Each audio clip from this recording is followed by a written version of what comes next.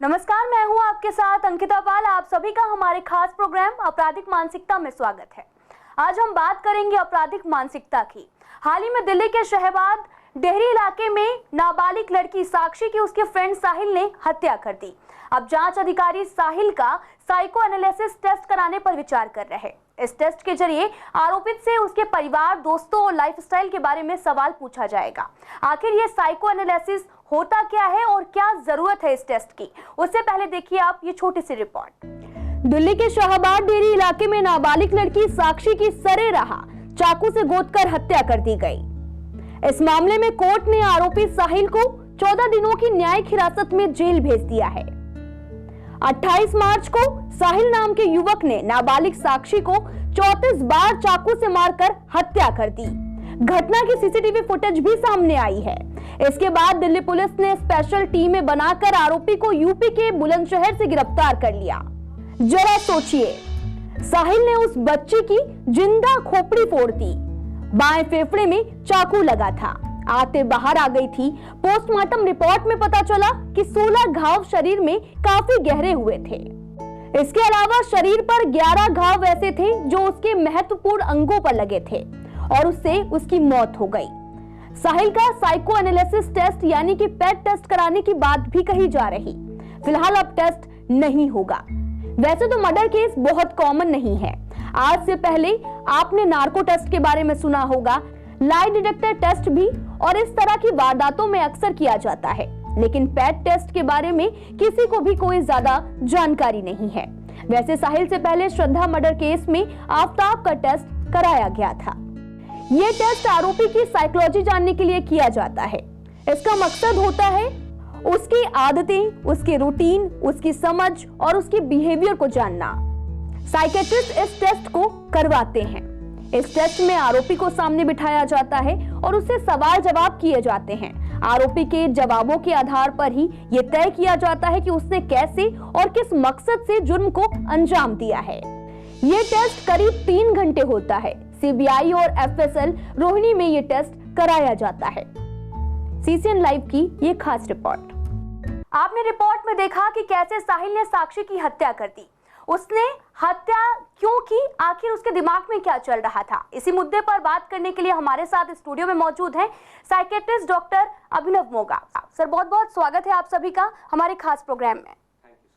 Sir, आपसे जानना चाहेंगे कि साक्षी हत्याकांड काफी चर्चित मुद्दा है इस समय पर, और साक्षी का जो है साहिल खान ने जो है पूछताछ में बताया कि साक्षी उसे नजरअंदाज कर रही थी, उसे बात करना बंद कर दिया था, उसने गुस्से में आकर उसकी हत्या कर दी। गुस्सा आना आम बात होती है, लेकिन गुस्से में मर्डर करना ये काफी डेंजरस है। हाँ जी, इसमें हम ये देख सकते हैं कि इस युवा में, जिसका नाम साहिल है इस केस में, कि वो रिजेक्शन नहीं ले पाया। वो एक, अगर उसकी जो फ्रेंड थी उसने मना किया उससे बात करने के लिए, वो एक रिजेक्शन था, उसको वो ले नहीं पाया, उसको एक्सेप्ट नहीं कर पाया, और उसके रिएक्शन में ये रिस्पॉन्स हमने देखा। ऐसे कुछ लोग होते हैं हमारी सोसाइटी में जो कुछ स्वाभाविक डिसऑर्डर्स या कुछ बीमारियों से पीड़ित होते हैं, जो अपने इमोशंस को रेगुलेट नहीं कर पाते, और जब वो अपने इमोशंस को रेगुलेट नहीं कर पाते तो ऑटोमेटिकली अपने एक्शंस को संभाल नहीं पाते, और ऐसे केसेस में फंस जाते हैं जहाँ पे वो बहुत ही एक्सट्रीम स्टेप उठा लेते हैं, जैसे इस केस में उसकी हत्या कर दी गई। सर, कोई ऐसा सिम्टम्स अगर हम देखें कि अगर किसी को गुस्सा आ रहा है और वो ऐसे कदम उठा सकता है, तो कुछ तो उसके स्टार्टिंग में पहले प्लानिंग होगी या किसी को उसने बताया होगा। जैसे इसमें केस में था कि उसने चाकू अपने दोस्तों से बोला था कि मुझे साक्षी से बदला लेना है, लेकिन दोस्तों को भी नहीं पता होगा कि वो ऐसा कुछ कर देगा। तो इसमें कुछ सिम्टम्स जो हम अगल बगल देख सकते हैं या किसी एक्चुअली जो इस प्रकार के लोग होते हैं, ऐसे कहना मुश्किल है कि किस बीमारी से पीड़ित है, बट जो हमारा अनुमान लगा सकते हैं वो कुछ पर्सनालिटी डिसऑर्डर्स, जैसे कि एंटी सोशल पर्सनालिटी डिसऑर्डर्स में देखा जाता है, या साइकोपैथिक पर्सनालिटी कहते थे पहले ज़माने में। उसमें ऐसा देखा जाता है कि ये लोग ऑब्वियसली कई बार प्लानिंग या कई बार इम्पल्सिवली बिना सोचे समझे भी ऐसा कदम उठा लेते हैं, बट इस पर्टिकुलर केस में जैसे आपने बताया कि प्लानिंग कहीं ना कहीं रही होगी, उसमें हम ये देख सकते हैं कि इनका एक पैटर्न होता है बिहेवियर का। ऐसे लोग जनरली बहुत गुस्से वाले होते हैं, दूसरों की फीलिंग्स को नज़रअंदाज करते हैं, दूसरे की फीलिंग्स को समझ नहीं सकते, और गलती करके कोई गिल्ट, रिमोर्स या गिला शिकवा नहीं होती ऐसे लोगों को। ऐसे लोगों को उनके क्राइम अगर उन्होंने करा भी और उनको बताया भी जाएगा तो आप अक्सर देखोगे कि उनके चेहरे पे एक शिकंज नहीं है, उनके चेहरे पे एक गिलानी या गिल्ट या रिग्रेट या रिमोर्स कुछ भी फील नहीं करते उनको। बल्कि कुछ लोगों में हम ये देखते हैं कि सेटिस्फैक्शन फील होती है कि उन्होंने ये एक्शन लिया। तो एक बिहेवियर पैटर्न्स होते हैं जो हम देख के पहचान सकते हैं कई बार, बट सोसाइटी में ऐसा पहचानना बहुत मुश्किल हो जाता है क्योंकि ये लोग कई बार अपनी छवि एक अलग तरीके से बनाते हैं, पोर्ट्रे करते हैं, और सो दैट लोग उनको डिफरेंट तरीके से परसीव कर पाएँ। इसमें दूसरा एस्पेक्ट ये भी हो जाता है जो हमारा सोसाइटी या कल्चर में देखा जाता है कि महिलाओं के जो अधिकार हैं उनको हम उतनी रिस्पेक्ट नहीं करते, क्योंकि यहाँ पे एक लड़की ने मना किया तो उनसे वो शायद इसलिए एक्सेप्ट नहीं हो पाए क्योंकि हमारी कल्चरल या सोशो कल्चरल सिस्टम ऐसा है कि महिलाओं के अधिकारों को इतना हम इम्पोर्टेंस नहीं देते, उनके हाँ या ना को हम नहीं समझते, और अपने एज अ मेल ईगो कह लो या मेल का एक सुप्रीम वो पर्सनालिटी कह लो कि वो एक्सेप्ट नहीं कर पाता इजीली, और मे बी ये रिएक्शन उस कारण से भी कहीं ना कहीं रहा होगा। सर, आपसे ये भी जानना चाहेंगे कि साहिल ने साइको एनालिसिस टेस्ट कराने की जो है उससे बात कही जा रही है, और ये जो टेस्ट है वो क्या होता है और इसे क्या क्या टेस्ट में मतलब देखा जाएगा, मतलब पूरा कुल मिलाकर हम ये जानना चाहते हैं कि साइको एनालिसिस टेस्ट होता क्या है। साइको एनालिसिस टेस्ट या साइकोमेट्रिक टेस्ट बेसिकली एक ऐसा टेस्ट होता है जिसमें इंसान से बहुत सारे सवाल पूछे जाते हैं, उनके घर वालों से पूछे जाते हैं, उनके बिहेवियर को ऑब्जर्व किया जाता है, एंड देन निष्कर्ष पे पहुंचते हैं कि ये इंसान किसी मानसिक तकलीफ या मानसिक रोग से पीड़ित है कि नहीं, क्या वो समझता है कि जो उसने एक्शंस लिए उसके क्या रिजल्ट होंगे, क्या कॉन्सिक्वेंसेस होंगे, क्या वो जागरूकता रखता है, क्या उसमें वो जजमेंट है, क्या उसमें वो अवेयरनेस है कि जो उसके एक्शन है उसका क्या रिजल्ट हुआ और वो किसी इंसान के लिए सही था या गलत था। इसमें विभिन्न जितनी मानसिक बीमारियां हैं उससे कनेक्टेड सवाल पूछे जाते हैं, और देन एक कंक्लूजन पे पहुंचते हैं कि ये इंसान सच में किसी मानसिक रूप से बीमार है या नहीं। साथ ही सर, आपसे ये भी जानना चाहेंगे कि साहिल ने साक्षी के पेट में चाकू से करीब 20 से 30 वार किए हैं। ये काफ़ी एक अमाउंट अगर देखा जाए तो किसी को मारने के लिए एक ही चाकू बहुत होती है, लेकिन सर पास में उसके बाद में देखा गया उस वीडियो में भी साफ तौर पर दिख रहा कि वो पत्थर उठाता है, उसके सर पर मारता है। ये कैसा गुस्सा है कि मरे हुए को और भी मारना, क्या साइकोलॉजी है इसकी? वही एग्जैक्टली क्योंकि ये लोग दूसरे इंसान की फीलिंग्स को अंडरस्टैंड नहीं कर सकते, दूसरे इंसान की फीलिंग्स को समझ नहीं सकते, या मे बी वो जागरूकता नहीं थी, मे बी वो जजमेंट नहीं थी कि वो जो कर रहे हैं वो सही है गलत है, या हम ये भी कह सकते हैं इंसान शायद अपने पूरे होशो आवाज़ में भी नहीं हो सकता, ऐसा हम देखते हैं। बट अगेन ऐसा हमारा अनुमान है, क्या उसके पीछे उस इंसान की इंटेंशन थी, क्या मकसद था, वो कहना बड़ा मुश्किल है। इस पर हम सिर्फ चर्चा कर सकते हैं बट कोई फाइनल कंक्लूजन नहीं दे सकते। बट अक्सर जब हम ऐसे क्राइम्स देखते हैं जो बड़े ग्रूसम क्राइम्स होते हैं, बड़े एक्सट्रीम क्राइम्स होते हैं, उसमें हम अक्सर देखते हैं कि जो इंसान है जो वो क्राइम कर रहा है उसको अपने एक्शंस पे कोई कंट्रोल नहीं होता, और बियॉन्ड अ पॉइंट वो एक्सट्रीम लेवल पे जाकर एक्शंस लेता है, जो एक नॉर्मल इंसान के लिए आई थिंक देखना भी बहुत पेनफुल है। अगर आप और मैं हम बैठ के वीडियो देखें तो हमें शायद रात को नींद नहीं आए। तो इसलिए ऐसे लोगों में देखा जाता है कि वो एक्शंस के अवेयर ही नहीं होते, वो जागरूक ही नहीं है कि वो क्या कर रहे हैं, और अगर जागरूक हैं तो वो कंट्रोल नहीं कर पाते। साथ ही सर, आपसे ये भी जानना चाहेंगे कि साहिल खान का सोशल मीडिया अकाउंट अगर देखा जाए तो उसने बायो में भी लिखा है कि लव यू डार्क लाइफ, ऐसे उसने बायो लिखा हुआ है। साथ ही उसने लिखा है दारू लवर, यारों की यारी सब पर भारी, जैसे तमाम चीज़ें लिखी हुई हैं। और साथ ही अगर वीडियोस की और रील्स की बात की जाए तो उसमें अग्रेशन, बदला जैसी रील्स देखने को मिलती हैं। तो उसका अगर हम साइकोलॉजी टेस्ट करें या फिर हम आपसे पूछें तो उसकी जो टेंडेंसी है वो क्या लोगों को दिखाना चाहता है? एग्जैक्टली वही मैं कह रहा था, जैसे हम पैटर्न्स ऑफ बिहेवियर, एक अगर लंबे समय से ऐसे लोगों का व्यवहार देखें या बिहेवियर पैटर्न देखें तो हमें दिखेगा कि वो एक ही जगह नहीं बट डिफरेंट जीवन के डिफरेंट पहलू में ये बिहेवियर झलक आता है, जिसमें एग्रेशन, वायलेंस को वो प्रमोट करते हैं, दूसरे की अगेन फीलिंग्स का ध्यान नहीं रखते, रूल्स एंड रेगुलेशंस का ध्यान नहीं रखते, किसी और के एक्शंस को या किसी और के कहने को एक्सेप्ट नहीं करते, और संयम और नियम से चलना पसंद नहीं करते, और वो कहीं ना कहीं देखते हैं इनके सोशल मीडिया अकाउंट में, जहाँ पे ये अल्कोहल या ड्रग्स को ज़्यादा इंपॉर्टेंस दे रहे हैं, वायलेंस एग्रेशन को ज़्यादा इंपॉर्टेंस दे रहे हैं। तो यस, उनके स्वाभाविक रूप से ये देखना ज़रूरी है कि कहीं ना कहीं वो कुछ मे बी सालों से, इफ़ नॉट महीनों से, सालों से ऐसा बिहेवियर शायद चलता हुआ आ रहा था और आज वो ये एग्जीक्यूट हुआ।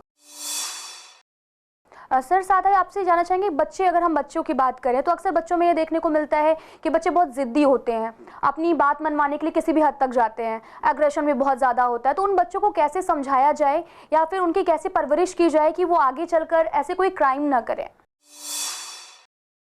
एग्जैक्टली, क्योंकि जो जैसे अब साहिल की भी एज देखी जाए तो सिर्फ 20 ईयर्स एज है, बहुत ज़्यादा एज नहीं है। दैट मीन्स कहीं ना कहीं ये सारी प्रॉब्लम आज या कल में शुरू नहीं हुई थी, बल्कि टीनेज ईयर्स में शुरू हुई थी। और हम अक्सर देखते हैं जो पर्सनालिटी बनती है वो टीनेज ईयर्स में ही बनती है। 12 to 15 या 17 ईयर्स के एज ग्रुप में हम सबकी पर्सनालिटी बनती है। तो वो ईयर्स जो है एज ग्रुप, वो बहुत क्रूशियल है। तो उस समय हमें बहुत ज़्यादा ध्यान रखना चाहिए कि बच्चा किस सोसाइटी में उठ बैठ रहा है, किस प्रकार के स्कूल में जा रहा है, घर में उसके साथ हम कैसे उसको रोल मॉडल सेट कर रहे हैं, क्योंकि पेरेंट्स और टीचर सबसे बड़े रोल मॉडल्स होते हैं। तो हम कैसे एग्जाम्पल सेट कर रहे हैं, हमारा कैसा व्यवहार है उनके सामने, क्या हम उनके सामने लड़ाई झगड़ा करते हैं, क्या हम उनके सामने ड्रिंक या स्मोक करते हैं, जिससे बच्चों पर ऑब्वियसली नेगेटिव इफेक्ट पड़ेगा। कुल मिलाकर ये है कि जब भी ये बच्चा अगर परेशान है तो या फिर वो काम नहीं कर रहा तो हम उसे प्यार से या फिर केयर दिखाकर उसको चीज़ें समझानी चाहिए, ना कि डांटना। क्योंकि अधिकतर जो हमारे इंडियन पेरेंट्स में अधिकतर ये देखने को मिलता है कि उनको लगता है कि हम बच्चे को डांटेंगे तो बच्चा अच्छे से काम करेगा। तो ये हमें बिहेवियर नहीं लाना है बच्चों में। एक्चुअली ऐसा देखा जाता है, हाँ जी एग्जैक्टली, कि हम अगर उनको फिजिकली पनिश करते हैं या उनको मारते हैं या उनको बहुत ज़्यादा डांट के चिल्ला के उनको समझाने की कोशिश करते हैं, बच्चे कई बार ऑपोजिशनल हो जाते हैं। फिर जैसे पेरेंट्स कहते हैं फिर उसका उल्टा करते हैं और उसको वो ऑपोजिशनल डिफाइंट हो जाते हैं कि फिर झूठ बोल के काम करना, बिना बताए करना, चोरी करना, क्योंकि बच्चा फिर कोई ना कोई अलग नेगेटिव तरीके ढूंढेगा वो करने के लिए जो वो करना चाहता है। कुल मिलाकर जिसको बाउंडेशंस वगैरह लगती हैं तो बच्चा, उसे करना अच्छा लग रहा है वो, इसलिए वो छुप के करता है। एग्जैक्टली, बच्चों को फ्रीडम देनी चाहिए, बट सुपरवाइज फ्रीडम देनी चाहिए, अपनी सुपरविजन में फ्रीडम देनी चाहिए और समझा के फ्रीडम देनी चाहिए कि फ्रीडम के कितने बेनिफिट्स हैं और कितने नुकसान हैं, और हम बेनिफिट्स पे फोकस करें तो बहुत अच्छा रहेगा। और अपने सुपरविजन में रखें बच्चों को जब भी फ्रीडम दें, बहुत ज़्यादा स्ट्रिक्ट, बहुत ज़्यादा हाँ भी, मतलब दोनों एक्सट्रीम नहीं होने चाहिए। सर साथ ही ये भी जानना चाहेंगे कि जैसे अधिकतर हमने पेरेंट्स में सुना है कि 4 लोग क्या कहेंगे, कोई देखेगा तो 4 लोग क्या कहेंगे। इस पे वही 4 लोग इस हत्याकांड में, जब साक्षी का हत्याकांड हो रहा था तो यही 4 लोग जो थे वो देख रहे थे, राहगीर निकल रहे थे वहां से, जा रहे थे, लेकिन उन्होंने किसी ने भी रोका नहीं। अगर उसको रोका होता तो शायद आज साक्षी जो है वो जिंदा होती। तो हम उसकी साइकोलॉजी जानना चाहेंगे कि उस वारदात में जितने भी लोग शामिल थे, वहां पर खड़े थे, उनकी क्या साइकोलॉजी थी कि उन्होंने नहीं रोका। इसको एज अ साइकोलॉजी या मानसिक उससे देखा जाए एस्पेक्ट से, तो इसको कहते हैं बायस्टैंडर इफेक्ट या बायस्टैंडर साइकोलॉजी। क्योंकि बहुत सारे लोग थे वहाँ, तो किसी के ऊपर जिम्मेदारी अकेले इंसान के ऊपर नहीं थी, तो वो डिफ्यूज़ हो गई रिस्पॉन्सिबिलिटी, तो किसी ने आगे बढ़ के जिम्मेदारी भी नहीं ली। अगर वहाँ पे 100 लोग खड़े थे और एक इंसान जिम्मेदारी लेता और आगे बढ़ के रोकने की कोशिश करता तो शायद 99 और लोग आ जाते, बट क्योंकि वो एक इंसान आगे कभी कोई बढ़ा नहीं तो 99 भी नहीं बढ़े। तो अगेन एक डिफ्यूजन ऑफ रिस्पॉन्सिबिलिटी बहुत बड़ी बात हो जाती है कि कोई जिम्मेदारी नहीं लेना चाहता। दूसरा, कोई लीगल इश्यूज़ में नहीं फंसना चाहता। अगर आज मैं किसी को ऐसे केस में बचाने की कोशिश करता हूँ, वो इंसान मेरे ऊपर भी शायद हावी हो सकता है, मेरी लाइफ भी डेंजर में है, तो मुझे उसका डर, उसकी दहशत। दूसरा, पुलिस केस, कोर्ट केस, मुझे कोर्ट में बुलाया जाएगा, पुलिस मुझे हैरेस करेगी, XYZ रीजंस की वजह से लोग इन चीज़ों में इन्वॉल्व आजकल नहीं होना चाहते। सर साथ ही आपसे ये भी जानना चाहेंगे कि जब साक्षी का मर्डर हो रहा था तो उसकी सोसाइटी का भी फ़र्क पड़ता है कि सोसाइटी कैसी है। तो अधिकतर देखा जाता है कि किस सोसाइटी से लोग आ रहे हैं, तो अधिकतर ये भी माना जाता है या स्टडी है कि जो स्लम एरिया में लड़के रहते हैं या फिर वही ज़्यादा वारदात को अंजाम देते हैं। तो इस पर क्या साइकोलॉजी का भी, मतलब क्या कहना है इस पर?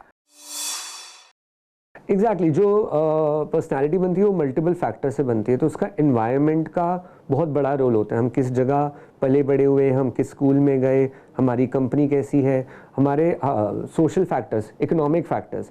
तो अगेन ऐसे जनरलाइज नहीं कर सकते, बट हाँ लोअर सोशो इकोनॉमिक स्टेटस, जो लोग पॉवर्टी से पीड़ित होते हैं, जिनको एजुकेशन नहीं मिलती, उन लोगों में ये क्राइम रेट्स थोड़े से अक्सर ज़्यादा देखे जाते हैं, बिकॉज वो एक तरीके के लोग जब एक साथ मिल जाते हैं तो ये क्राइम करना उनके लिए और आसान हो जाता है। सर साथ ही ये भी जानना चाहेंगे कि साक्षी की साइकोलॉजी के बारे में। अगेन ये कहना बड़ा मुश्किल है, क्योंकि उसके ऊपर आई थिंक पेरेंटल प्रेशर भी था। जैसे जो न्यूज़ आ रही है डिफरेंट सोर्सेज से, ऐसा कहा जा रहा है कि पेरेंट्स भी, उसके फादर स्पेशली प्रेशर बना रहे थे कि साहिल के साथ रिलेशनशिप कंटिन्यू ना रखे, अपनी पढ़ाई पे फोकस करे, कंसंट्रेट करे। एंड क्योंकि साहिल की उस एरिया में, उस सोसाइटी में भी बहुत अच्छी रिस्पेक्ट नहीं थी, और देखा जा रहा था कि वो छोटी छोटी बातों पे लड़ाई करना, लोगों से घुल मिल के नहीं रहना, अकेला अकेला रहना, और एंटी सोशल काम करने में इंटरेस्ट ज़्यादा दिखा रहे थे। तो मे बी एक फैमिली प्रेशर भी था, एक खुद से भी एक वो था कि उनको भी शायद पहचान में आने लग गया था कि जो मैं कर रही हूँ गलत कर रही हूँ, मैं पीछे हटना चाहती हूँ। बट अगेन साहिल ने वो एक्सेप्ट नहीं करा और फिर ये एक्शन लिया। सर साथ ही इसमें लव जिहाद भी एक निकल के आ रहा है सामने, कि दो एंगल आ रहे हैं सामने, क्योंकि उसमें दिखाया गया कि न्यूज़ में अधिकतर देखा होगा आपने भी कि वो दूसरा नाम बता के करता था, हाथ में कलावा पहनता था, जबकि वो मुस्लिम था, हाथ में कलावा पहनता था, रुद्राक्ष पहन रहा था और अपना नाम भी गलत बता रहा था। तो ऐसी साइकोलॉजी जानना चाहते हैं, जो लोग अपना नाम छिपाते हैं उस पर क्या उनका मतलब वो क्या सोचते हैं जो अपना नाम सही नहीं बताते, अपना जाति धर्म नहीं बताते? मे बी वो उनको मैनिपुलेट करना चाहते थे, अपना विश्वास बनाना, उनका विश्वास बनाना चाहते थे अपने ऊपर।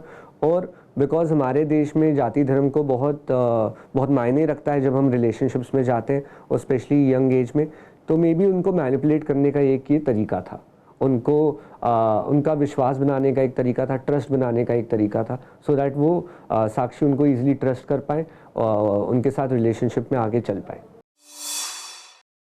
और साथ ही अगर सोशल मीडिया प्लेटफॉर्म की बात की जाए तो लोग अपनी फेक आईडी बनाते हैं, बात करते हैं, उनके पीछे की साइकोलॉजी क्या होती है? किसी को हार्म करना होता है या फिर किसी से बात करना होता है? मतलब क्या इंटेंशनली वो सोचते हैं? ऐसे मकसद निकालना बड़ा मुश्किल है, हर इंसान का अपना अपना अलग अलग मकसद हो सकता है। बट जनरली जब हम अपनी आइडेंटिटी अननोन रखना चाहते हैं तो उसके मल्टीपल चीज़ें हो सकते हैं। अगेन हम किसी को मैनिपुलेट करना चाहते हैं, या हम एनोनिमस रूप पे करना चाहते हैं क्योंकि हम चाहते हैं कि ये चीज़ें प्राइवेट रहें, कॉन्फिडेंशियल रहें, या एक सोसाइटी में जो हमारी छवि है वो ना ख़राब हो।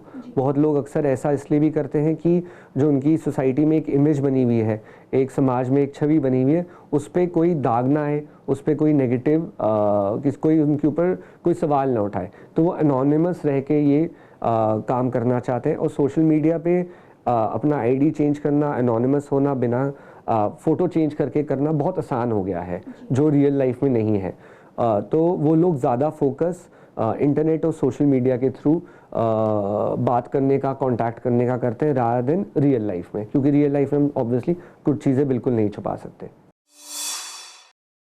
सर ये भी जानना चाहेंगे कि हम किसी को कैसे पहचानें कि इसका क्या मकसद है या हमें इससे दूर रहना है? क्योंकि अगर हम सोशल मीडिया की बात करें तो सोशल मीडिया पे कुछ लोग ज़्यादा पसंद करते हैं अननोन लोगों से बात करना। तो अननोन लोगों से बात करते हैं, हम अपने बारे में सारी चीज़ें बता देते हैं, लेकिन ट्रस्ट जो है वो ट्रस्ट तो नहीं आता। और अगर हम सामने से बात करते हैं बिहेवियर, तो हम कैसे अपने आप को समझा सकें या फिर हम कैसे पता लगा सकें कि हम यहाँ पर सेफ हैं या फिर नहीं? दूसरे इंसान के ऑब्वियसली बिहेवियर पैटर्न से पता चलता है। हम 2 मिनट किसी से मिलते हैं तो ऑब्वियसली उसमें हमें एक इनिशियल इम्प्रेशन मिल जाता है, बट वो इम्प्रेशन कितना सही है और कितना गलत है वो समय के साथ ही पता चलता है। तो ऐसा कहना बड़ा मुश्किल है कि दूसरे इंसान का क्या मकसद है, अनटिल अनलेस हम उसके साथ इनफ टाइम स्पेंड करें और उसका व्यवहार डिफरेंट लाइफ के पहलुओं में, डिफरेंट डोमेन्स ऑफ लाइफ में देखें। क्योंकि मैं आपके साथ डिज़ायरेबल अच्छा बिहेवियर रख सकता हूँ इस कमरे में 10 मिनट या 15 मिनट बैठकर, बट मैं बाहर जाके कैसा इंसान हूँ वो ज़्यादा उस पर निर्भर करता है कि मेरा बिहेवियर वहाँ कैसे है, क्या दिखाना चाहते हैं एग्जैक्टली। और आजकल इंटरनेट पे दिखावा करना बहुत आसान है, बहुत ज़्यादा टूल्स और लोगों ने स्ट्रैटेजीज़ बना ली हैं, स्कैम्स होने लग गए हैं, जैसे हम देखते हैं आजकल रोज़ इंसान परेशान हो रहे हैं इन चीज़ों से। So it has become very easy कि हम अपनी छवि आसानी से बदल सकते हैं किसी के सामने भी। सर, बहुत सारे लोग हमारे आसपास होते हैं जो हमेशा ही गुस्से में दिखते हैं या फिर हमेशा ही अग्रेशन में रहते हैं, कुछ भी पूछो अग्रेसिव हो जाते हैं, तो उन्हें हमें कैसे डील करना चाहिए? सबसे पहले समझना चाहिए कि ऐसा क्यों है उनका व्यवहार। वो दूसरा इंसान अगर हमेशा एग्रेसिव है या हमेशा इरिटेटेड है या परेशान है तो उसके पीछे क्या कारण है। अगर वो मानसिक रूप से परेशान है, किसी चीज़ की टेंशन है, किसी चीज़ का स्ट्रेस है या वो मानसिक रूप से बीमार है, तो ऑब्वियसली उसकी हेल्प करनी चाहिए। हमें वो अंडरस्टैंड करना चाहिए कि वो ऐसा क्यों बिहेव कर रहा है, रीज़न क्या है उसके behind, and then maybe doctor के पास लेके जाओ, साइकोलॉजिस्ट के पास लेके जाओ काउंसलिंग के करवाने के लिए, या घर वाले लोग एक साथ बैठ के उस प्रॉब्लम का समाधान ढूंढें, उपचार ढूंढें। आज के टाइम में ऐसा है कि बहुत कम लोग ही समझ पाते हैं कि इसको कोई मेंटली प्रॉब्लम है, और सामने वाला भी उसको मेंटली प्रॉब्लम में ले लेता है, लाइक डिसीज में। वो बोलता है कि मैं तो बिल्कुल ठीक हूँ, मुझे कोई बीमारी नहीं है, लेकिन वो साइकोलॉजी एक समझना या फिर लोगों को इतनी जानकारी नहीं है। अगर किसी से बोलो कि आप परेशान हो या फिर बात भी करना चाहो तो वो नहीं हो पाता। हर बंदा जो गुस्सा करता है उसका मतलब ये नहीं है कि वो मेंटली बीमार है या परेशान है या वो किसी इलनेस या किसी डिसऑर्डर से पीड़ित है, वो भी नहीं है। हर इंसान को गुस्सा आता है, जैसे हर इंसान खुश होता है। गुस्सा भी एक नॉर्मल इमोशन है। खुशी, उदासी, नाराज़गी, गुस्सा सारे नॉर्मल इमोशंस हैं, बट उनको हम किस तरीके से निकालते हैं उस पर बहुत निर्भर करता है। अगर मैं गुस्से में चीज़ें तोड़ता हूँ, फेंकता हूँ, वो गलत है। गुस्सा शायद गलत नहीं होगा, गुस्सा मेरा शायद वैलिड होगा, जायज़ होगा। गुस्से में जो किया हुआ एक्शन है वो नेगेटिव होता है और उसको लोग याद रखते हैं।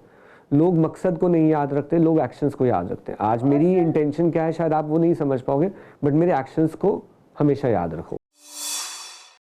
तो हमें अधिकतर लोगों के एक्शंस देखने हैं और एक्शन वो क्या कर रहा है उसके अकॉर्डिंग ही हमें रिप्लाई करना है, ताकि हम किसी भी जो भी आने वाली जो समस्याएं हैं उनसे बच सकें। सर, ये भी कुछ जानना चाहेंगे कि कुछ सिम्टम्स ऐसे होते हैं कि कुछ लोग बहस करते हैं, बहुत ज़्यादा आपस में बहस करते हैं, लेकिन उन्हें अगर हम सच भी बता रहे हैं, सही पॉइंट भी बोल रहे हैं, बट वो नहीं मानते कि वो सही है या वो गलत है। अगर उन्हें गलत प्रूव करने की कोशिश करें तो उनको लगता है कि मैं ही सही हूँ। अगर उनका पॉइंट भी सही होगा, मतलब गलत होगा, लेकिन वो एक्सेप्ट नहीं करेंगे। तो इस पर क्या साइकोलॉजी है? डिफरेंट हो सकता है, क्या इंसान की क्या नॉलेज है उस मैटर को लेके, वो कितना कॉन्फिडेंट है, वो क्यों आर्ग्यू कर रहा है। नहीं, कुछ लोगों का होता है कि मतलब वो गलत है, उन्हें पता है वो गलत है, लेकिन उन्हें ये प्रूव करना है कि वो बहुत सही है अपनी जगह पर और जो आप बोल रहे हो वो गलत है। तो क्या ये डिसऑर्डर है कोई, या फिर होने को हो भी सकता है। कुछ डिसऑर्डर्स में हम ये लक्षण देखते हैं, बट अगेन कुछ स्वभाव भी होता है। ऐसा नहीं है कि ये डिसऑर्डर का ही लक्षण हो सकता है या बीमारी का लक्षण हो सकता है। कुछ लोगों की पर्सनालिटी भी ऐसी होती है जो वो अपने आप को इम्पोर्टेंस ज़्यादा देना चाहते हैं कि उनको सारी अटेंशन मिले, उनको सारी इम्पोर्टेंस मिले, वो सेंटर स्टेज पे रहे हमेशा। और ऐसे लोगों में ये स्वभाव देखा जाता है जो अपने आप को सुपीरियर समझते हैं सबसे और अपना पॉइंट सबसे ऊपर रखना चाहते हैं। इन्हें डॉक्टर की ज़रूरत है या काउंसलिंग की ज़रूरत है? क्योंकि ऐसे बहुत कंफ्यूजिंग हो गया चीज़ कि कोई आर्ग्यूमेंट कर रहा है या हमेशा गुस्से में रहता है, मतलब कुछ ऐसा कि काउंसलिंग की कब ज़रूरत पड़ती है हमें? हमारी जीवन शैली, हमारी डेली लाइफ, हमारा लाइफस्टाइल इन परेशानियों की वजह से ख़राब होने लग जाए। हमारी भूख, हमारी नींद, हमारी personal life, social life, professional life पे अगर इन चीज़ों का, हमारे बिहेवियर का अगर इम्पैक्ट आने लग जाता है या हमारी डेली रूटीन में इम्पैक्ट आने लग जाता है, तब बिल्कुल सही समय एक डॉक्टर या साइकोलॉजिस्ट या काउंसलर से मिलने का। जब तक छोटी मोटी परेशानी है और अपने लेवल पे हम डील कर पा रहे हैं, अपने फ्रेंड्स की या अपने रिलेटिव्स की मदद लेके उन चीज़ों के साथ डील कर पा रहे हैं, तो it is okay. But if it goes up beyond a point, एक इस लेवल पे चले जाता है कि मेरी तबीयत ख़राब होने लग जाती है, मैं खाना नहीं खा पा रहा, मुझे रात को नींद नहीं आ रही, या मेरी पर्सनल लाइफ ख़राब होने लग जाती है, या मेरी प्रोफेशनल लाइफ ख़राब होने लग जाती है, then that is the right time to see an expert. वो एक्सेप्ट नहीं करते, डॉक्टर्स के पास नहीं जाते, मतलब उन्हें हम कैसे बताएं कि उनको प्रॉब्लम है और वो डॉक्टर्स के पास जाएं। कुछ लोग डिप्रेशन का भी शिकार होते हैं, तो उनकी, कुछ लोग नहीं भी होते हैं, वो ऐसे प्रिटेंड करते हैं कि वो बहुत परेशान है, तो उस पर भी क्या साइकोलॉजी है? मल्टीपल फैक्टर्स है इसमें। अगेन देखा जाए तो एक तो सोसाइटी में मानसिक बीमारियों को लेके अभी भी उतनी अवेयरनेस या उतनी इन्फॉर्मेशन या उतनी जागरूकता नहीं है, उतनी एजुकेशन नहीं है, जो कि अब बढ़ रही है ऑब्वियसली समय के अनुसार। बेहतर हो रही हैं चीज़ें, बट अभी भी क्योंकि उस चीज़ की जागरूकता नहीं है तो उस चीज़ का स्टिग्मा भी है, टैबू भी है कि भाई अरे वो इंसान एक साइकाट्रिस्ट के पास जाता है या साइकोलॉजिस्ट के पास जाता है तो इंसान को लगता है कोई बड़ी बीमारी से पीड़ित होगा। वो ये नहीं सोचेगा कि छोटे मोटे स्ट्रेस हो या एंग्जाइटी इश्यूज़ हो या बिहेवियरल इश्यूज़ हो तो उसके समाधान के लिए भी हम डॉक्टर से मिल सकते हैं। जब हमें बुखार होता है तो हम ज़रूरी नहीं है 104 हो तभी डॉक्टर के पास जाते हैं, जब 100 फीवर होता है तब भी जाते ही हैं, जब वायरल बुखार होता है तब भी जाते हैं। ज़रूरी नहीं है कि हमें मलेरिया टाइफाइड हो तभी हम जाएं। तो हमें अगेन मेंटल हेल्थ भी ऐसे ही है, सिवियरिटी अलग अलग हो सकती है। मेंटल हेल्थ भी बीमारियों में देखा जाए तो माइल्ड मॉडरेट सिवियर होती है, बट लोगों को लगता है जो डॉक्टर के पास जा रहा है वो बहुत सिवियरली बीमार होगा तभी जा रहा है।